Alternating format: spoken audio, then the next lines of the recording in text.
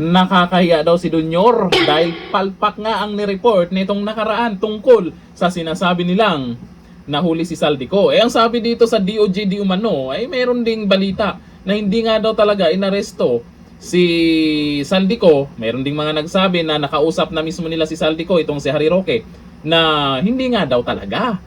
Ano na, hahayaan na lang ba na may magpapakalat ng fake news dyan, pero yung kung iba ang magpakalat ng fake news, agad pa imbestigahan.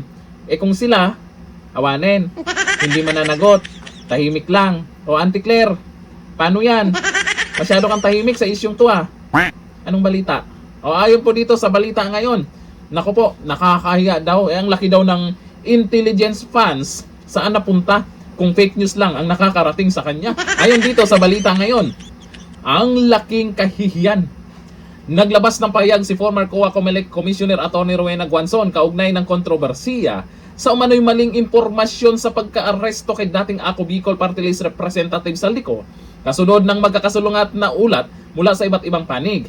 Sa kanyang reaksyon, kunestyon ni Guanzon ang umano'y kalidad ng impormasyong nakarating sa Pangulo, lalo na't sa laki ng kanyang confidential at intelligence funds. Naku, paniwalang paniwala yung kilalang media dyan.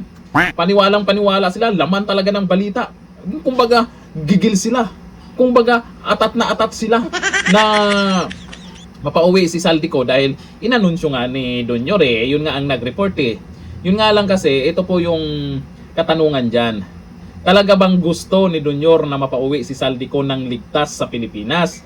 Sila yung itinuro, di ba? Doon sa mga video, sa mali-maleta, sino yung nadeliveran, yung ebidensyang inilabas, sila yung itinuro. Kung sila yung itinuro ni Saldico, sa tingin nyo, gusto talaga nila? Gusto ba talaga nila na maiuwi si Saldico sa Pilipinas? Yan lang naman ay ating katanungan.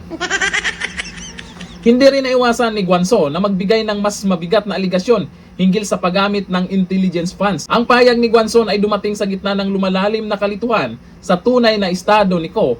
Nauna nang sinabi ni Pangulong Ferdinand Marcos Jr. na si Ko ay naaresto sa Prague at nasa kustodiya ng SEC authorities.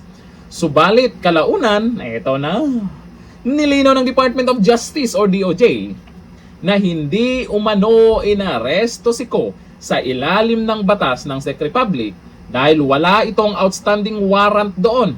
Isang usapin ng legal terminolohiya at jurisdiksyon. Dahil sa pagkakaibang bersyon, lalong tumitindi ang diskusyon sa publiko. Hindi lamang tungkol sa kaso ni Ko, kundi pati rin sa kredibilidad ng impormasyon na inilabas ng mga otoridad. Nako, kung totoo man ito na hindi daw talaga naaresto si Saldico, pinag-usapan po ng karamihan yan, maraming nakaabang kasi maiuwi na daw si Saldico sa Pilipinas nang ligtas kasi kailangan daw maimbestigahan dahil sabi nga nila si Saldico daw ay isa sa mastermind. Ito naman si Saldico may itinuro, si Martin Romualdez mukhang mayroong parinig dun sa kabila na yun ang mastermind, hindi siya yung mastermind. Nako, laglagan na sila. Kaya naintindihan ko po yung mga kaibigan ko dati dyan na mga vlogger na tagapagtanggol ay nahihirapan na sila. Meron ng iba dyan, nag-iba na ng content Dating tagapagtanggol ni Tamban, ni Dunyor, ngayon iba ng content Meron pang isa dyan, yung Parilisama. Parilisama ba yung pangalan? Basta yun na yun. Ay mukhang nagpaparamdam na bumaliktad siya. Bakit bumabanat na kay Junior? Anong meron sa inyo? Mukhang nagwatak-watak na rin kayo. Di ba ang hirap ipagtanggol? Yung tuwang-tuwa ka na binalita. Nakaraan, na si Saldico ay nauli na, lagot daw kayong mga DDS, ganito, ganyan, pakpak, ganun. Talaga naman Damay na naman yung mga DDS dyan sila yung nagkakampihan, ngayon sila yung nagkakagatan. Dahil nga naman, ay malamang, baka hindi patas ang hatian. Ayon dito ni Ramirez Ramer. Yan ang sinasabi ni BP Sara nakaraan. Ang gaba, dili magsaba. Ito ang sabi ni Ramirez Ramer. Naalala ko ang kantang Hari ng Sablay.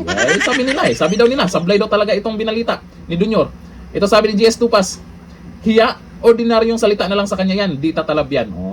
Yung parang sinasabi nyo na hindi nahihiya si Dunyor dito sa binalita niya. Pero sana, ay huwag kalimutan ito. Kasi hindi naman basta-basta itong mga sinasabi niya o binalita niya na nahuli na, inaresto na. Dapat sana, kung hindi man totoo yan, magpaliwanag din siya. Auntie Claire, baka naman huwag masyadong tahimik sa isyung yan. Pinagyayabang nyo nakaraan, parang sa flood control lang yan no? Tapos bandang huli, sablay din pala. Ang hirap no? Ang hirap iangat yung sarili na may nagawa, pero bandang huli, nabuking lang at napapahiya. Hanggang dito lang, thank you. Bye-bye.